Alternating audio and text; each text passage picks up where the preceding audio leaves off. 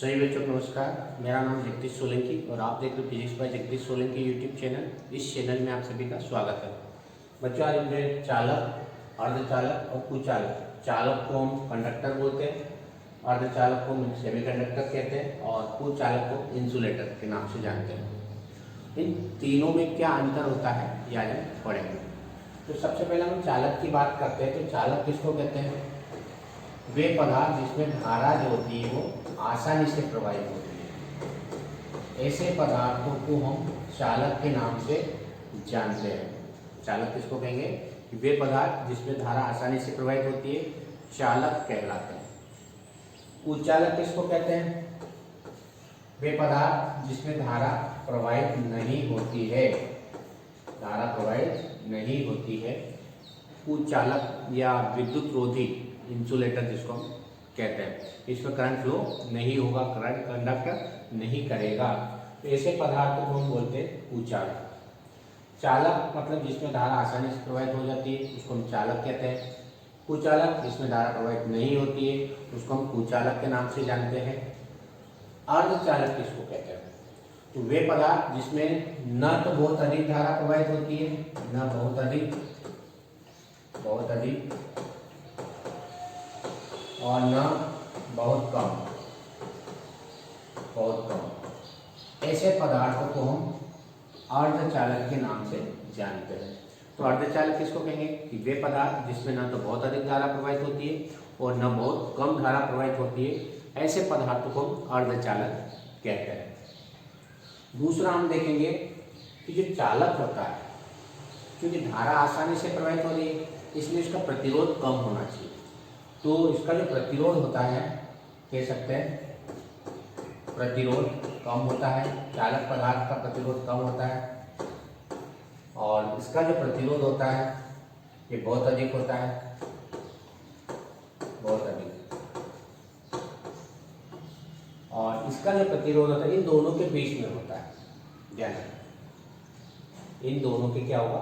बीच में होगा। मतलब इसका जो प्रतिरोध होगा चालक से कुछ अधिक, चालक से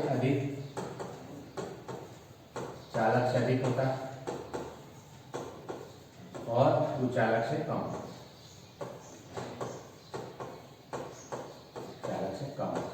इन दोनों के बीच की स्थिति जो होती है वो अर्धचालक की होती है, ये मालूम होना चाहिए। तो पहला पॉइंट क्या लिखा? इसमें धारा आसानी से प्रवाहित होती है, इसमें धारा प्रवाहित नहीं होती है, इसमें ना तो बहुत अधिक धारा प्रवाहित होती है, ना बहुत कम धारा प्रवाहित होती है, चालक का प्रतिरोध बहुत कम होता है, इसीलिए तो आसानी से धारा प्रवाहित होती है। अर्धचालक क्या होता है? इसमें इसका प्रतिरोध इन दोनों के बीच की स्थिति होती है और इसका प्रतिरोध बहुत अधिक होता है। ताप बढ़ाने पर, यदि मान लो ताप को बढ़ाते हैं, ताप बढ़ाने पर प्रतिरोध बढ़ता है, ध्यान रखें, प्रतिरोध बढ़ता है तथा चालकता घटती है, कंडक्टिविटी घटेगी, चालकता घटती है।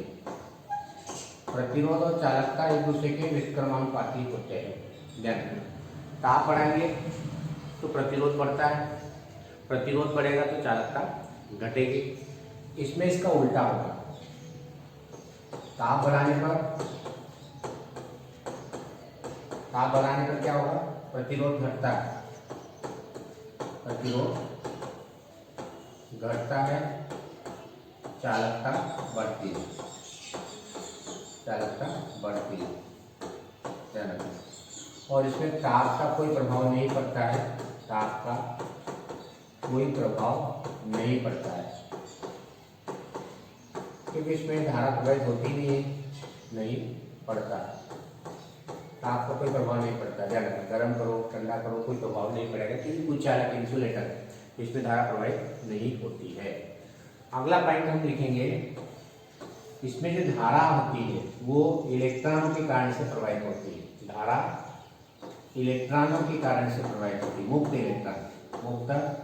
इलेक्ट्रॉन के कारण प्रवाहित होती है। जो चालक होती है उसमें धारा मुक्त इलेक्ट्रॉनों के कारण प्रवाहित होती है, ये चीज ध्यान रखें, प्रवाहित होती है।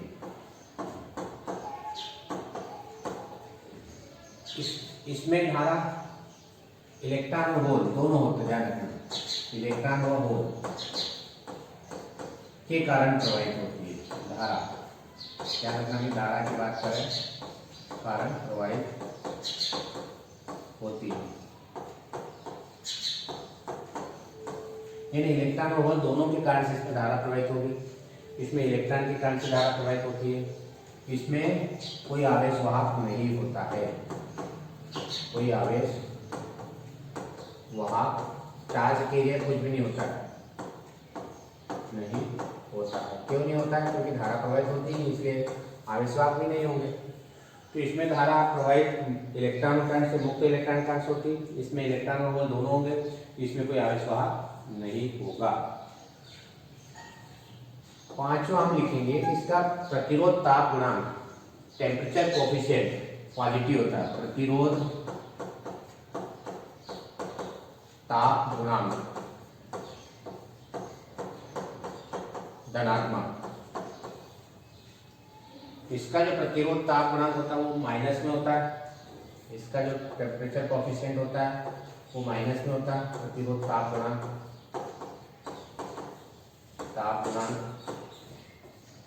ऋणात्मक।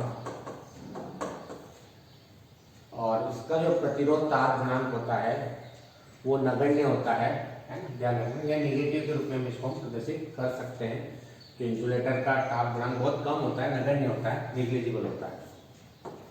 और निग्लिजिबल में भी वो निगेटिव होता है, निग्लिजिबल और निगेटिव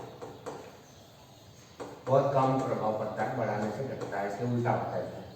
निग्लिजिबल होता है प्रतिरोध ताप गुणांक या निगेटिव होता है। तो ये प्रतिरोध ताप गुणांक का मतलब ये होता है कि ताप बढ़ाने पर प्रतिरोध बढ़ता है तो प्लस, ताप बढ़ाने पर प्रतिरोध घटता है तो माइनस, और प्रतिरोध बढ़ाने पर कोई प्रभाव नहीं पड़ता है तो निग्लिजिबल या कम प्रभाव पड़ता है, उसका प्रतिरोध बढ़ाते तो कम हो जाता है वैसे, तो ये निगेटिव के रूप में प्रदर्शित करते हैं। तो ध्यान रखना, अगला पॉइंट हमारे पास में ये है कि इसका जो वैलेंस और कंडक्शन बॉन्ड होते हैं, है ना, दो तरह के बैंड होते हैं। ये संयोजी बैंड कहलाता है, वैलेंस बॉन्ड जिसको हम संयोजी बैंड के नाम से जानते हैं वीबी, और ये होता है कंडक्शन बैंड जिसको हम चालन बैंड के नाम से जानते हैं। तो इसमें क्या होता है कि जो वैलेंस और संयोजी बैंड होते हैं ये एक दूसरे के बहुत पास में होते हैं, नजदीक होते हैं, इनके बीच में एनर्जी अंतराल, ऊर्जा अंतराल जिसको हम बोलते हैं, बहुत कम होता है या निग्लिजिबल होता है। तो यहाँ हम लिखेंगे कि संयोजी बैंड और चालन बैंड के बीच ऊर्जा अंतराल शून्य होता है, ऊर्जा अंतराल जिसको हम ऑर्बिटल गैप बोलते हैं, जीरो होता है, कुछ नहीं होता, बहुत कम होता है, नगण्य होता है कह सकते हैं। यानी दोनों बैंड बिल्कुल चिपके हुए तो ओवरलैप होते हैं। तो जब ओवरलैप की कंडीशंस होगी तो धारा कैसे प्रवाहित होती है किसी भी चालक में, कि जब संयोजी बैंड से इलेक्ट्रॉन वैलेंस बॉन्ड में जाता है, संयोजी बैंड से चालन बैंड में जब इलेक्ट्रॉन जाता है तो धारा प्रवाहित होती है, हमेशा नहीं होगी धारा प्रवाहित। तो जब ये दोनों पास में चिपके होंगे, ओवरलैप होंगे, तो उसमें आसानी से इलेक्ट्रॉन एक बैंड से दूसरे बैंड में चले जाता है और धारा उसमें आसानी से प्रवाहित होने लगती है। इसलिए इसमें चालक में धारा आसानी से इसलिए प्रवाहित होती है क्योंकि दोनों बैंड जो होते हैं वो पास में स्थित होते हैं, इनके बीच में कुछ गैप होती है, दोनों के बीच में कुछ ऊर्जा अंतराल होता है, और वो ऊर्जा अंतराल लगभग 3 इलेक्ट्रॉन वोल्ट से कम भी लगभग होता है। जो ऊर्जा अंतराल होता है जिसको अपन ऑर्बिटल गैप के द्वारा प्रदर्शित करते हैं कि संयोजी बैंड और चालन बैंड, संयोजी बैंड और चालन बैंड, कंडक्शन बैंड के बीच ऊर्जा अंतराल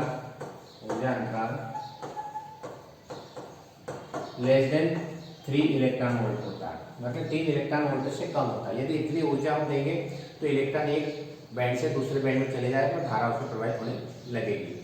तो ध्यान रखना, इसमें दोनों के बीच ऊर्जा अंतराल 0 होता है, इसके दोनों बैंड के बीच, दोनों बैंड मतलब संयोजी बैंड और चालन बैंड के बीच ऊर्जा अंतराल 3 इलेक्ट्रॉन वोल्ट से कम होता है।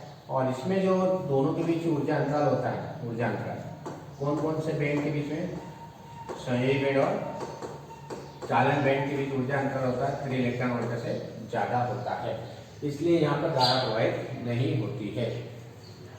अब एक चीज इसमें ध्यान रखना कि ये जो बंध बनाते हैं चालक जो भी बंध बनाते हैं वो धात्विक बंध होते हैं, मेटेलिक बॉन्ड बनाते हैं, धात्विक बंध बनते हैं इसमें। और इसमें अर्धचालक में जो होता है वो सहसंयोजी बंध बनते हैं, और इसमें जो होता है आयनिक बंध बनते हैं। तो ये हमारे पास ध्यान रखना है कि जो चालक होता है वो धात्विक बंध बनाते हैं, और ये जो होता है सहसंयोजी बंध बनाते हैं, और ये जो होते हैं हमारे पास में आयनिक बंध बनाते हैं कुचालक। तो ये भी मालूम होना चाहिए कौन से पदार्थ कौन से बंधन बनाते हैं। तो इस तरह से ये दोनों में अंतर है, इसको समरी के रूप में अपन देख सकते हैं। पहला अंतर अपन ने लिखा चालक यानी वे पदार्थ जिसमें आसानी से धारा प्रवाहित होती है चालक कहलाते हैं, वे पदार्थ जिसमें न तो बहुत अधिक धारा प्रवाहित होती है न बहुत कम धारा प्रवाहित होती है अर्धचालक कहलाएंगे, और वे पदार्थ जिसमें धारा प्रवाहित नहीं होगी वो पदार्थ हमारे पास में कुचालक कहलाते हैं। इनका प्रतिरोध बहुत कम होता है, इनका प्रतिरोध न तो अधिक होता है न बहुत कम, चालक से अधिक और कुचालक से कम होता है, और इनका जो प्रतिरोध होता है बहुत अधिक होता है। तो ये चीज ध्यान रखना। ताप बढ़ाने पर प्रतिरोध बढ़ता है, ताप बढ़ाएंगे तो प्रतिरोध बढ़ेगा, चालकता कम होगी, दोनों एक दूसरे का उल्टा है। इसमें उल्टा होगा, ताप बढ़ाएंगे तो प्रतिरोध घटता है और चालकता बढ़ती है। इसमें ताप का कोई प्रभाव नहीं पड़ता है। इसमें जो धारा होती है चालक में मुक्त इलेक्ट्रॉनों के कारण से प्रवाहित होती है, इसमें धारा इलेक्ट्रॉन दोनों के कारण से प्रवाहित होती है।